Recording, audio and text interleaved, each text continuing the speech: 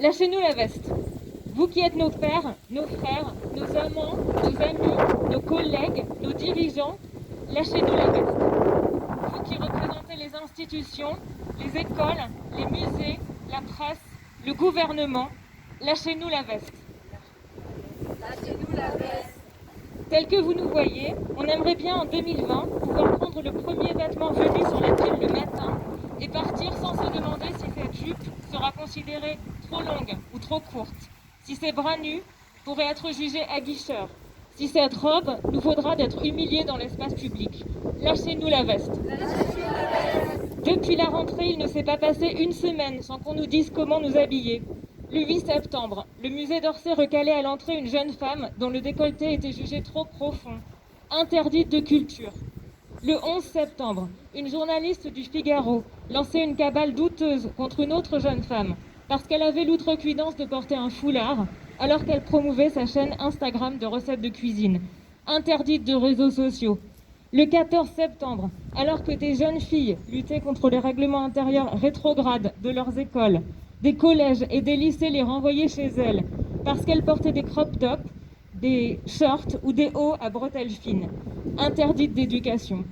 Lâchez-nous la veste. Lâchez-nous la veste. Nous ne sommes pas dupes. Lorsqu'on nous reproche d'être trop habillés ou pas assez, la punition c'est toujours le retour à la maison. Le contrôle des vêtements et du corps des femmes représente un moyen de leur enlever des droits. Le droit à l'éducation, le droit à la culture, le droit à la parole, on vient de le voir, mais aussi le droit à la circulation. C'est le harcèlement que nous subissons toutes dans la rue et ailleurs et qui prend pour prétexte nos vêtements pour mieux nous remettre à notre place, pour nous rappeler que nous ne sommes pas les bienvenus dans l'espace public. Mais encore, le droit à la justice, c'est la culture du viol qui nous demande comment nous étions habillés avant de demander au violeur pourquoi il a violé. Lâchez-nous la veste. Lâchez-nous la veste. Bien sûr, nous ne sommes plus à l'époque où on nous empêchait de porter des pantalons. Cette loi a été abrogée en 2013. Non, en 2020, les règles sont implicites. Mais ce sont toujours les hommes qui décident. C'est toujours le même système qui fait ces règles implicites. Et ce système, nous le nommons, c'est le patriarcat. Le patriarcat, en la personne d'Emmanuel Macron, qui en appelait au bon sens le 18 septembre, ou de Jean-Michel Blanquer, qui déclarait qu'il fallait s'habiller de manière républicaine le 21 septembre. Alors le bon sens, la tenue républicaine, c'est pratique parce que ça ne veut rien dire. Donc ça permet d'asservir les femmes tranquillement, sans avoir à donner de raison. Hier encore, un sondage dans Marianne demandait si les lycées devraient rendre obligatoire le port du soutien-gorge et si les mini-jupes devraient être tolérées en vacances ou en entreprise.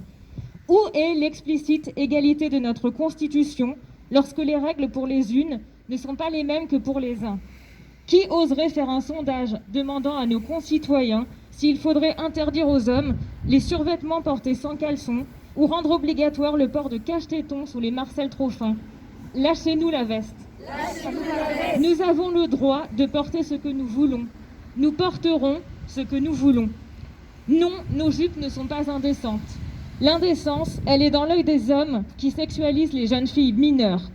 Non, nos foulards ne sont pas anti-républicains. L'anti-républicanisme, il est dans la tête de ceux qui méprisent le principe d'égalité, pourtant inscrit dans notre Constitution. Non, nos crop tops ne sont pas impudiques.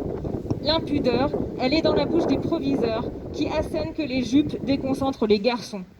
Nous soutenons qu'il faut les éduquer, ces garçons, à savoir se tenir.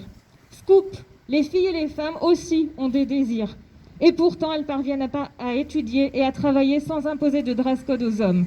Et si la jante masculine ne peut vraiment pas se contenir devant une fille en short, alors il faudra se demander, comme Titu Lecoq dans son article dans Slate, si nous voulons vraiment conserver le droit de vote à des créatures à ce point gouvernées par leurs émotions.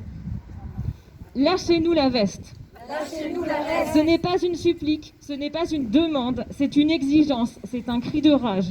Lâchez-nous la veste et comme le diraient nos camarades colleuses de Valence, estimez-vous heureux que nous ne demandions que l'égalité et pas la vengeance.